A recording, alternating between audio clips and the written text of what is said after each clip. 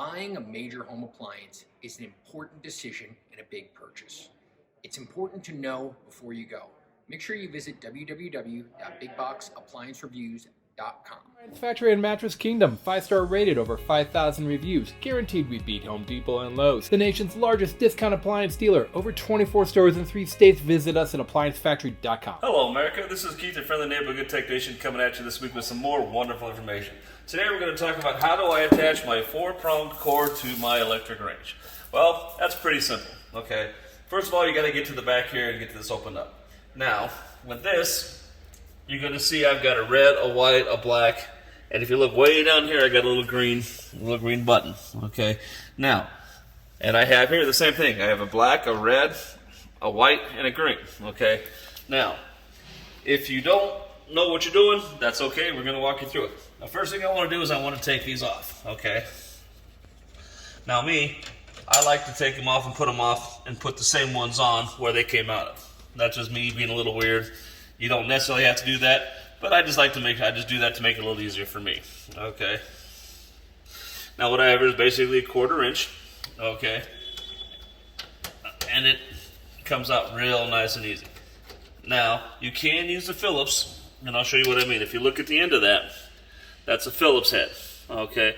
Now what tends to happen is if you don't have a good Phillips screwdriver or the wrong size, you can actually blow that out, which means it's not coming in or going out. That's why I prefer to use the 1/4 inch head, okay? Now, I've got these out, so I've got my 1/4 inch seat. Now, obviously, it's real easy, color to color, okay?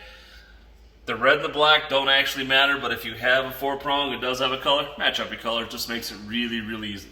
Now, what I also want to do is my little green one down here, I want to take that out, okay?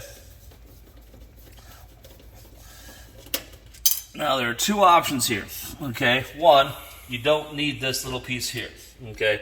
That doesn't do you any good. What that does is takes your neutral and grounds your casing. With a 4-prong wire, my casing is going to be ground with this one, okay? If you don't use this one and you don't have that attached, you might get a small little shock every time you touch this thing because of the way the system's set up. So you want to make sure you use the proper one. So what we're going to do is we're going to put this in here. Now, if you look, this can actually fold over, okay, and go in there. So that way you don't have to lose. Or you can just cut it off and break it off. Doesn't really matter which. We're just going to go with folding it over, okay? So what I'm going to do is I'm going to feed these in here, okay?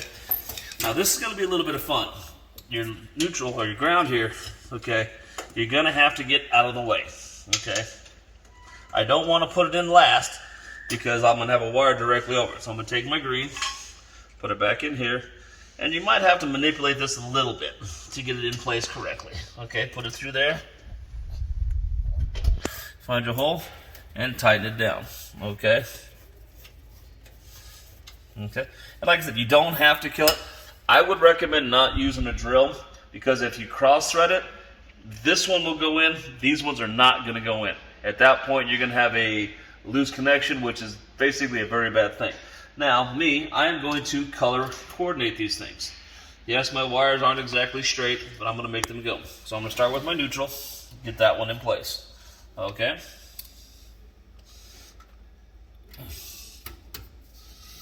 Okay. And like I said, I just folded the copper back on itself. It doesn't really make a difference. You can get rid of it, but once you get rid of it, you can't go back to a 3-prong plug. This way, if you ever take this with you and the next place you go, you only have a 3-prong plug, you can use the little piece for the future. Like I said, you want to make it good, you want to make it tight. You don't want to kill it because, like I said, there's a good chance you could blow that out. Now next, okay, we're going to organize these to where we got our black on our black and our white on our red on our red. Okay, they're kind of iffy. They're a little thick wire, so they kind of want to play with you a little goofy. But I'm going to make sure I put my black on my black and my red on my red. Okay. And screw them in. Like I said, if you're strong enough to cross-thread this and get it there with your hands on a thing like this, you probably want to pay someone else to do it because it's going to cause you more problems. Most people aren't strong enough to cross-thread.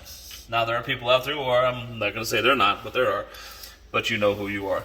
So, you basically put them in like this. Okay? Get them nice and tight. And there you go. We've got our red to our red, our white to our white, our black to our black, and our green is to our casing. Now, you should not get shocked. You should have a good thing. So, don't forget to subscribe to this YouTube channel and come back next week for some more wonderful information. Have a good time. Bye. Save at ApplianceFactory.com. Click the link to learn more.